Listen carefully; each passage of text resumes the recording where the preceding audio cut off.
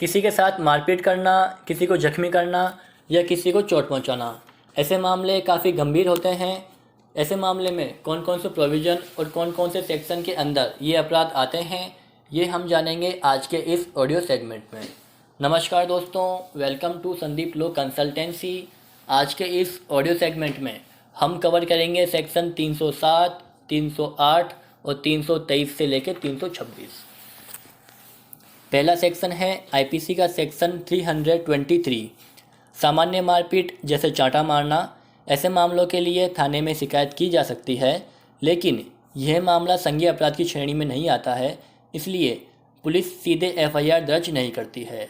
फिर भी अगर कोई शिकायत दर्ज करवाना चाहे तो वह पुलिस में करवा सकता है।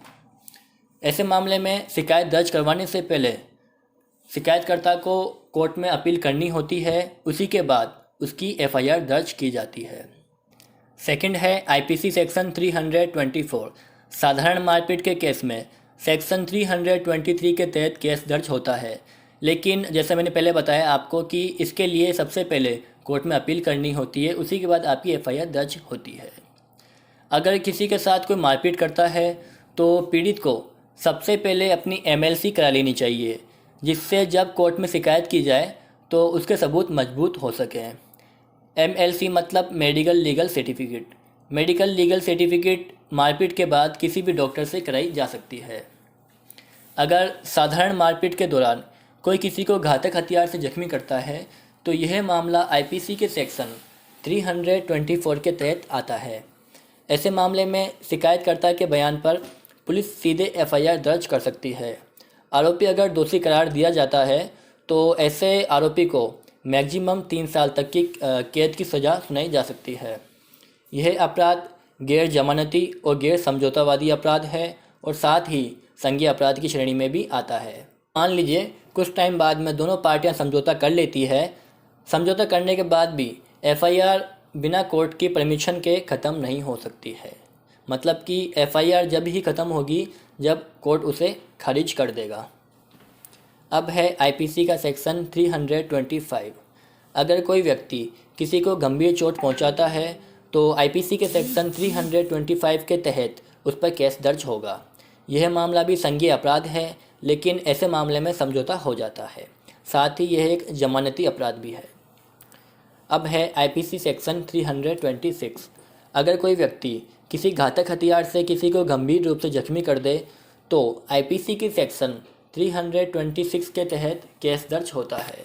किसी को चाकू मारना, किसी के अंग को काट देना या ऐसा जख्म देना जिससे कि व्यक्ति की जान चली जाए, तो ऐसे अपराध के लिए आईपीसी के सेक्शन 326 का प्रावधान किया गया है। ये एक गैर जमानती अपराध है और साथ ही गैर समझौतावादी अपराध भी है। दोषी पाए जाने पर अपराधी को 10 साल तक की कैद या उम्र कैद तक भी हो सकती है। नेक्स्ट है आईपीसी का सेक्शन 307। अगर कोई व्यक्ति किसी को जान से मारने की नीयत से हमला करता है तो ऐसे आरोपी पर आईपीसी के सेक्शन 307 हत्या के प्रयास के अंदर केस दर्ज हो सकता है। ऐसे मामले में दोषी को उम्र कैद तक की सज़ा सुनाई जा सकती है। अब है हमारा आज का लास्ट सेक्शन आईपीसी का सेक्शन 308।